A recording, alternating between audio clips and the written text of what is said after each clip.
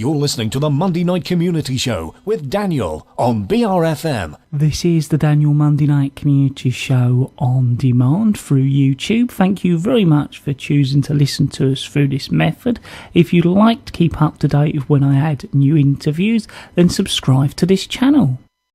We present Tears of the Devil by John Fryer with Nigel Peaver, Richard Graylin, Jeff Bainham and Robin Ingram as the banker. The play is set in a fictional White House in the early years of the 21st century. Episode 3. Nuclear war with the Russians was never really an option. Do you think people know that now, about the Cold War, I mean? I think some do, sir, now. I think so. That means that conventional war with Russian forces could go on for years.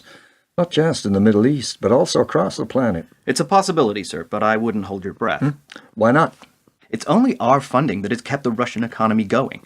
As soon as we withdraw our support, they'll financially collapse. Even worse for them than when the wall came down. You know, we've been taking money out of the Russian economy for years now, and making life so hard over there that the average lifespan for the Russians diminishes each year. Yes, sir. I know that. What have we become? The last remaining superpower, sir. The final force in the world. Just to keep the lights on. Yes, sir. Just to make sure that when my kids get up in the morning, the water is hot for their showers, the cooker works for their breakfast, the washing machine works for their clothes, the car to take them to school, and the credit cards to help pay for it all. Do you really think you're the only one around here with moral qualms about all this? The only one who believes it's wrong to beat up on foreigners just because they have what we need? How dare you place yourself on the ethical high ground, trying to appear at the last moment as a man of principle and noble standing, while the rest of us are forced to do the dirty work that will allow millions to keep living their lives as they always have without any thought of what their lives cost others on a daily basis. I envy you your virtuous certainty over right and wrong, Mr. President. The choices between good and evil must look very easy to someone who has little idea of what it takes to stop this country from degenerating into lawless anarchy. Well, God bless you, sir, for the innocence of leadership, where you can give speeches to the people who know even less than you and are desperate to hear the comforting lies than face the bitter truth. Take any position you wish, Mr. President, just as long as the power stays on and my children's lives remain unaltered. I'll let you know just before we start bombing. President Bashar, I believe the attack will come within the hour. Our efforts in the Security Council have proved unsuccessful. We must now look at alternatives that will save our country. What will you do, sir? Yes, Mr. President, I will inform the Americans that we have conceded to their request. Please will you make the arrangements necessary for that to be achieved in Damascus? The handover will be at the Golan Heights, also as they requested. David, are you busy? Apart from planning a war and handling the Department of Defense, no. Why should I be? Good. Look, it's not my department, but I know one or two of the officers over there, and they've asked me to speak to you about something. What is it? The time-phased forces deployment list. Oh? You agreed this document months ago. Number of soldiers it would take, who would do this or that, how many tanks, jeeps, aircraft. I am very familiar with the document. As you said, I authorized But it. now you're telling the guys over at the Pentagon to change this attack or that airstrike. They're telling me they simply don't know where they stand anymore. I'm the Secretary of Defense, and I give them the orders, not the other way around. And those that don't agree with you have all left in the last 6 months. 6 months! Not the last month since this oil tanker sank, but 6 months ago. How long have you been thinking about this invasion? You think it's 6 months. At least. Try 6 years. So what am I doing here? Showing a liberal face to an administration with an already established agenda before it even entered the White House. Of course not, Carl. You're here because you're a fully respected member of the President's team. And he needs to hear and consider all points of view and then make the decision he was always going to make. Oh, and by the way, I don't care what the State Department's Bureau of Intelligence and Research says about intelligence reports or how I run this war. And if any of the generals feel the need to hide behind you and not talk to my face, Then as soon as I find out who they are, I'll fire them. Many people find the concept of wealth over people difficult to acknowledge, let alone accept. The average citizen born today will be taught that it is the family that is at the centre of all human existence, that it is human values that must prevail, and the human spirit that always succeeds in the end. Few people will openly consider that it is numbers and figures and balance sheets rather than good or evil that affects and alters the world in which they live. Ignorance of the world is invariably preferable to facing the reality that is all around. The grasping of innocence and the holding of it tightly is what allows finance to rule the globe, and for the majority to lower their eyes and never feel the sun on their faces. Mr. President, it appears that our attack planes will be in position much earlier than expected. How much earlier? They can commence firing in the next 10 minutes, sir.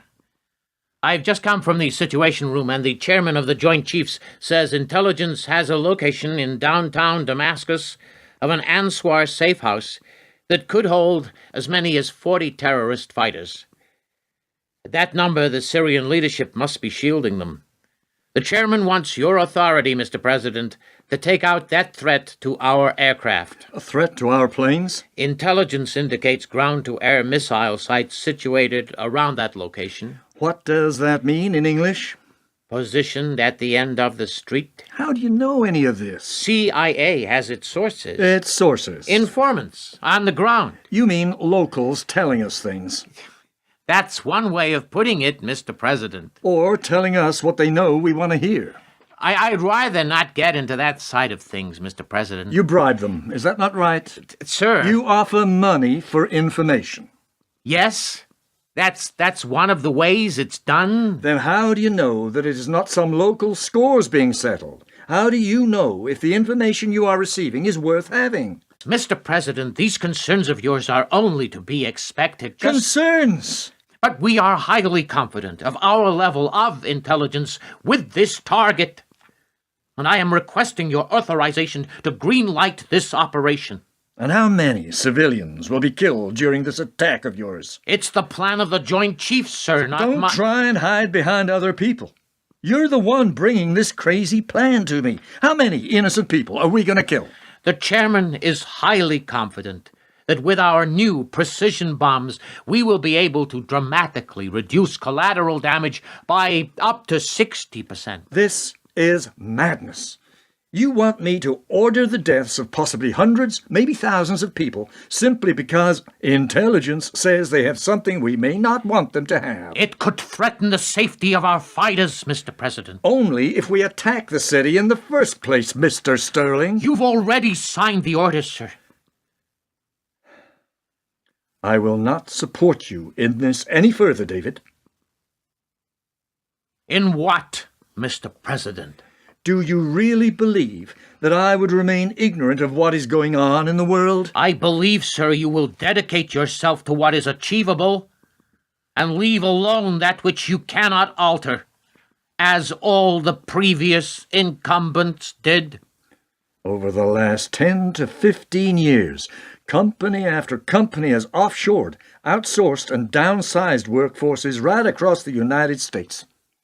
The flood of manufacturing jobs abroad has proven to be unstoppable, regardless of different political administrations. And only recently did I learn that the oil corporations are buying back all their shares and securing their financial bases. How long have you in the energy business known about this?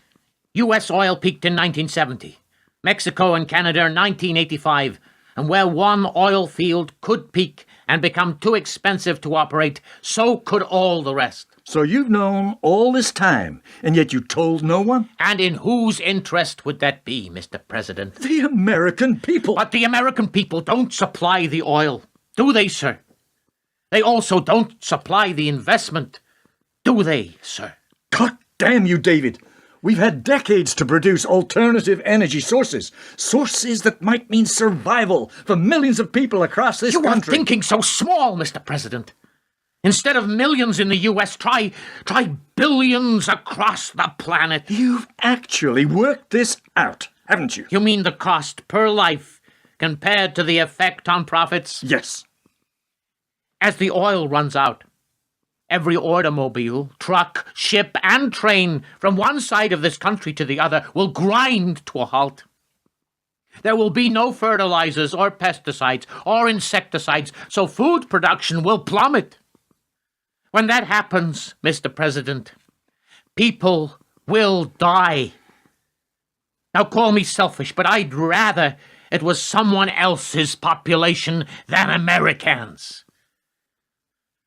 How about human reduction to the tune of 6.5 billion across the world? Does that frighten you, sir?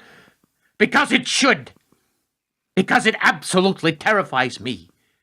We as a species have used up over 50% of all the oil on this planet in the last 100 years.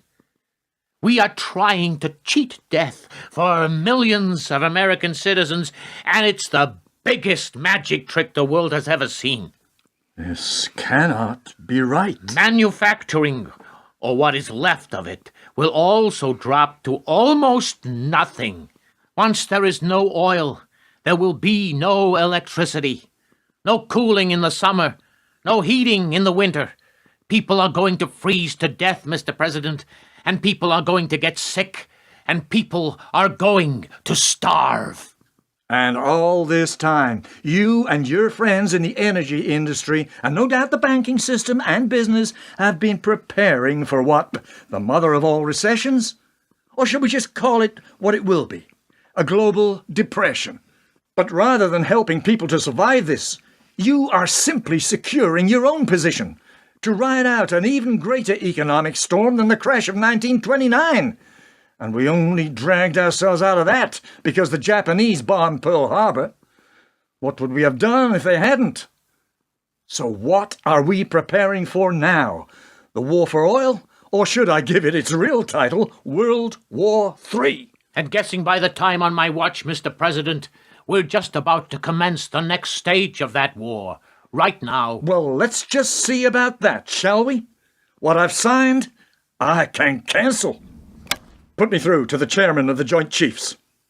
Mr. Ambassador, we really need this room for another purpose. We agree with your demands. Are you not pleased? Go on. The members of Syrian intelligence from the 80s will be handed over to you. Take them to the Golan Heights. The Israelis are waiting for them. The Israelis? But I thought they would be handed over to the CIA. In due course. But some of those men are old enough to remember the Six-Day War. Tel Aviv hasn't forgotten and would like a quiet word. Get them on their way. All right. Now call off your attack. You have won. Call off your attack before you reduce my country to rubble. That's right, Mr. Chairman. The attack is cancelled. Disengage all our planes and return them to base. I know what I'm doing, Mr. Chairman. In fact, I don't think I've been this clear-headed for quite some time. Thank you, Mr. Chairman. Get the pilots back on the ground. The invasion's not going to happen, David. You're right, Mr. President. It will not happen tonight. Or even in the future. We can intercept the nuclear weapons from North Korea. Syria is still vulnerable. Or you can return the military back to base and pay the Syrians the going rate for their oil. But what then would the U.S. military do all day? A thought, no doubt, that occurs to all taxpayers from time to time. So cynical, Mr. President. No, practical, Mr. Sterling. And without access to cheap, reliable oil, please tell me, for I am most interested to learn exactly how you intend to keep this great nation of ours on the move during the 21st century.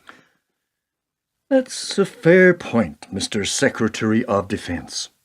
And the answer is certainly easier said than done. But done it will have to be.